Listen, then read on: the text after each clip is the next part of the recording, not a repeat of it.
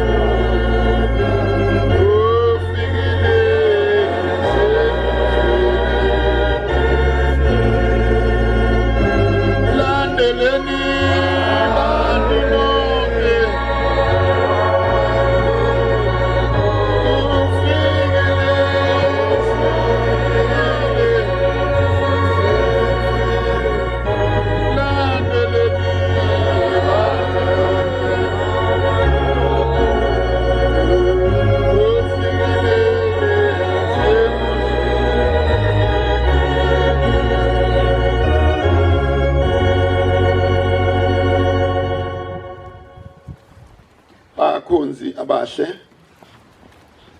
ngathi uvalo lisahamba phambili kodwa ngizocela uNkulunkulu abalihlehlise ngoba lisuke belushise nezwi qhaqhazele nje abantu bengakuboni ugodole kanti wena usemakhazeni. Ngicela uNkulunkulu angiphe isibindi ngoba lo msebenzi unzima. Ngizocela ke nobaba umfumbathi umdluli angibhekele iwashi ngoba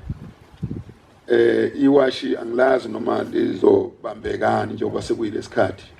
uzongigada nje ke mina ngizohlita nje ke ngile ngidonsa intambo uyena uzozwa ngoba eseyibambe siqini ngizocela ke ningivulele incwadi ka Isaiah 43 verse 7 no 11 esayivula nje ke bantwana bakaNkuluNkulu lana sizophilisana ngokuthunywa uNkulunkulu usithume ukuthi siphilisane ngoba lolu hambo lunabantu abagulayo noma siyagula kodwa ke siyelashwa ngendlela eziningi njengoba abafundisi nabavangeli bekhona nabashumayeli uNkulunkulu ayethume nje ke ukuthi akwelashwane ngoba izifo ziningi la kukhona ke abagulayo kwesinye isikhathi bengakufuni ukwelashwa njengohlanya uyabona uhlanya lokufuna ukwelashwa kodwa usuku lubona ligula wena futhi lisuke ligula kodwa alukufundwe ukwelashwa bakhona ke naye sihleli nabo la abaguliswa kuhlanya abangakufuni ukwelashwa kodwa bakhona futhi abagulayo abakudingayo ukwelashwa akulula ukwazi ukubahlukanisa labo bantu bebehlaliswe ndawonye ngoba nalo uhlanya akuzona inhlanya ezibaleka ukuphela ezinye ziyacosha nje ezinye zidla yonke into ezinye zibheme yonke into uyahlala nje nalo ungaliboni kanti lusenkingeni manje ubusungakwazi ukuhlukanisa ukuthi uma kudingeka welaphe ubani ozomeka uzombona ngoba esegxuma nje ukuthi akayifuni lento nalana ke uyuzubabona ngoba sebegxeka into ishoyo ukuthi lolu uhlanya belingawufuni lo mjovo kube inkinga ukuthi ke phela bengilibona lihleli nabadinga umjovo manje ke ngase ngiqonda nomjovo ke ngithi naye kulokuhlanya kwakhe udinga ukwelashwa kanti yena uyakwemukela ukuthi ulunge nje lana ke siyinhlobo ezinjalo ngakho nizosixolela ke bakhonza abahle ngoba sisukumeli siyathunywa amen manje ke uma sithunywa kwenzeka kuzeka ngakuwena nomjovo ungaze wakhuluma kabi hlehlisa inkulu nje kubonakala ukuthi ngidlulile ngizobona mina munyakazi inkulu ukuthi awufuni ukwelashwa inhlobo ke ezinjalo la isibhekene nazo izifo ziningi ushembe usuke sithumela ukuthi asizokwelapha hayi ukuthi asizothula mangase ngithule la akekho ngajabula sengithunyiwe nombane ngaphuma ebamba ikhanda ukuthi uNdlovu wenzane sethunyiwa thule manje ke lokho akuzuzwakala ke kahle ngakho ngiyacela ukuthi nina eniyengixeke inkulumo mase sikhulumile bese nisixolela ngoba yikho into esuke sizoyenza ngikushilo ngelinye ilanga ngathi ayikho incwadi enginikwe yona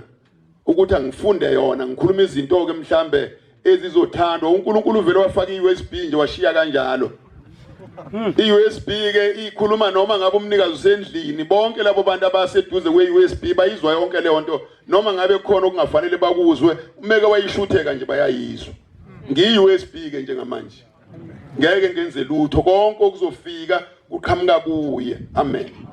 lana ke izikhonzo ezinhle siyelaphana ngeindlela eziningi kukhona belaphekayo kabanye bengelapheki akulucala lelo